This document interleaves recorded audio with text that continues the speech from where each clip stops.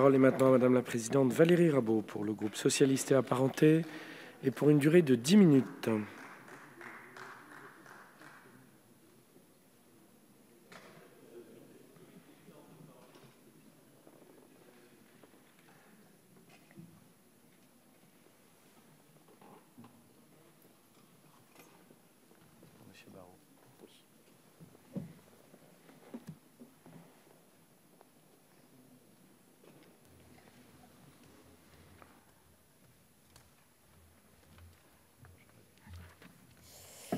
Monsieur le Président, Monsieur le Ministre, Madame la Présidente de la Commission des Affaires sociales, Messieurs les rapporteurs généraux, mes chers collègues.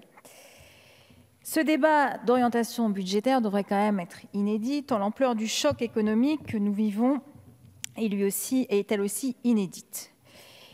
Parce qu'il est inédit, il me semble que le gouvernement aurait gagné à nous présenter un document en mode combat.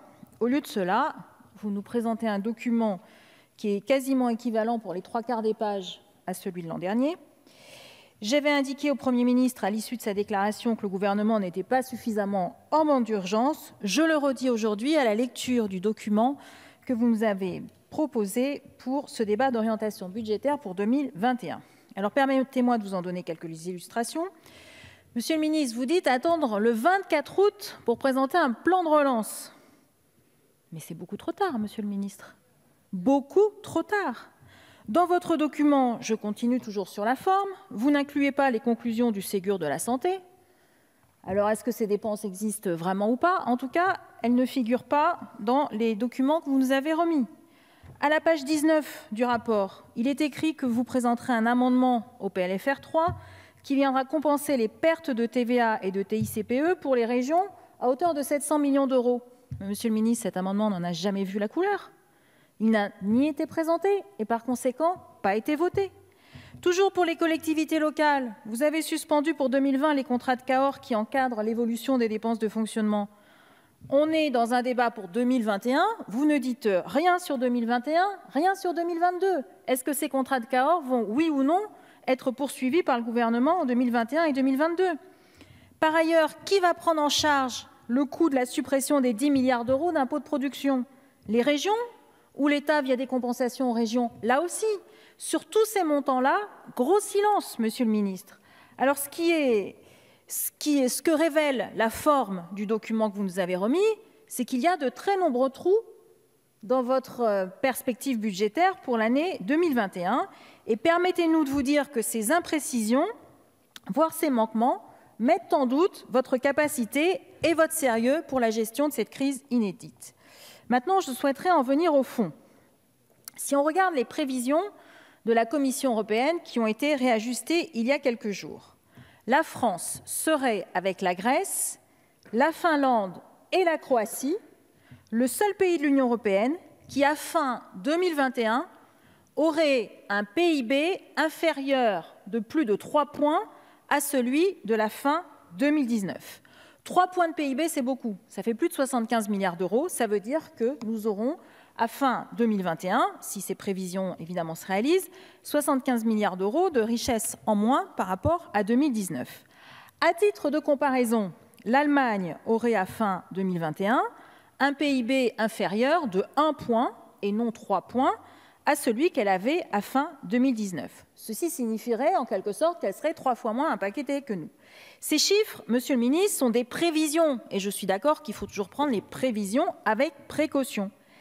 Mais ils devraient quand même vous alerter et vous inciter à vous mettre en mode urgence. Alors je le redis, vous attendez le 24 août pour présenter votre plan de relance, qui ne sera de facto mis en œuvre que fin 2020. Ce n'est pas raisonnable.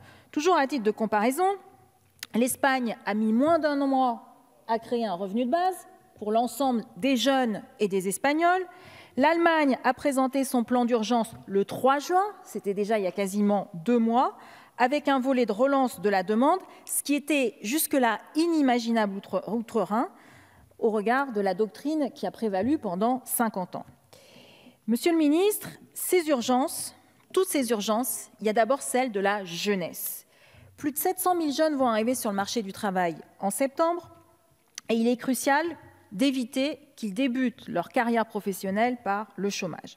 Je reconnais que vous avez fait des annonces pour les entreprises pour qu'elles soient incitées à recruter des jeunes, même si, à ce stade, nous n'avons pas vu la moindre ligne budgétaire dans les documents que vous nous avez remis.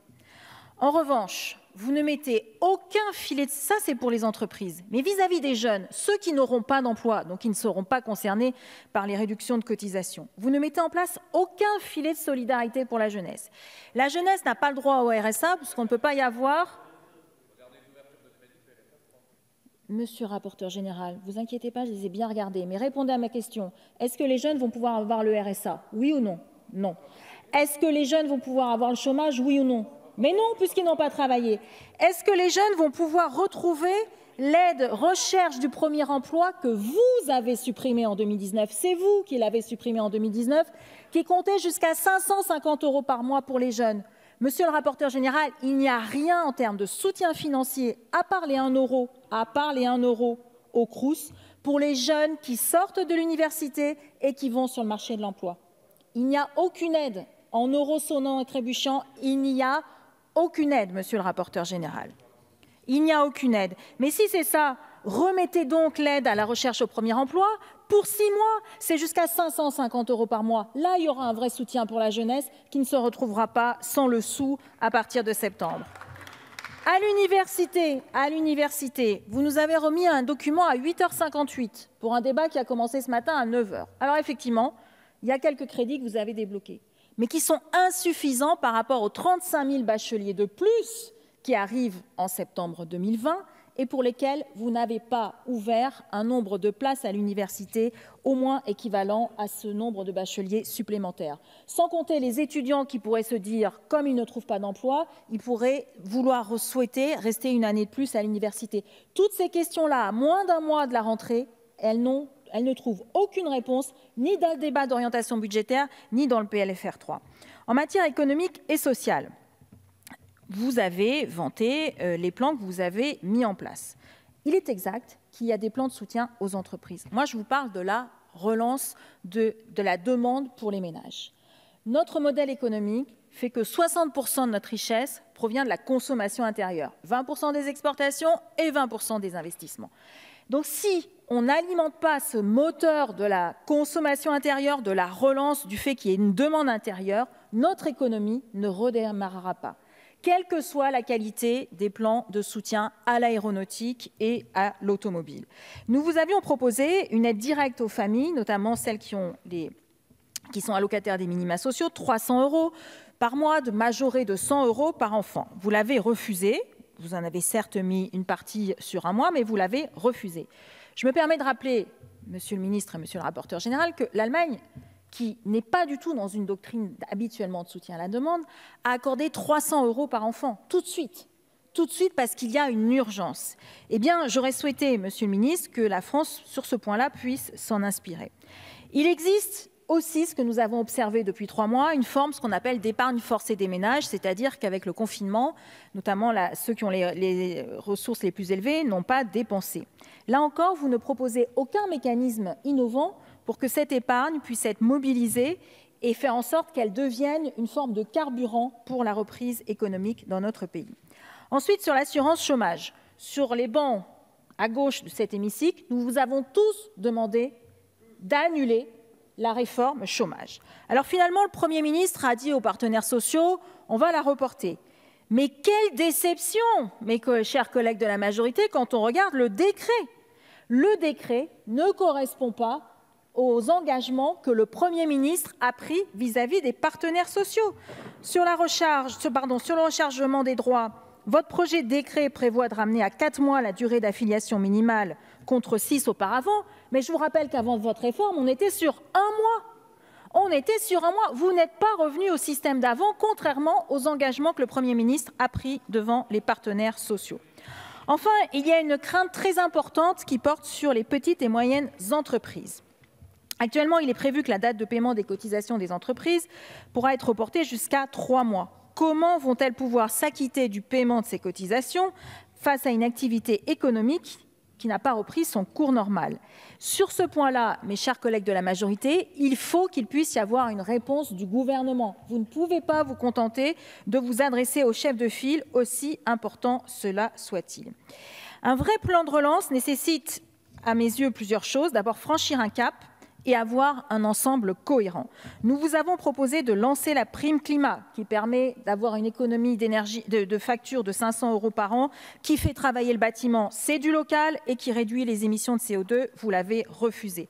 Nous vous avons proposé un plan stratégique autour de 4 secteurs clés, l'agriculture, la santé, les transports et l'énergie. Là aussi, il y a eu une fin de non-recevoir. Nous vous avons proposé de soutenir la proposition de loi pour protéger nos PME des investisseurs hors Union européenne. Vous l'avez refusé. Nous vous avons proposé une conférence de financement sur la crise. Là aussi, vous l'avez refusé. Nous vous avons proposé de conditionner les aides de l'État aux entreprises dans le cas de la crise. Vous l'avez refusé. Nous vous avons proposé aussi de mettre en place une gratuité des masques avec un quota qui pourrait être par habitant. Là aussi, vous l'avez refusé. Tous ces refus empiètent le pouvoir d'achat des ménages. C'est donc un empiètement social qui va se traduire aussi par un empiètement économique parce que la reprise sera beaucoup plus lente. Je vous remercie. Je vous remercie, Madame la Présidente.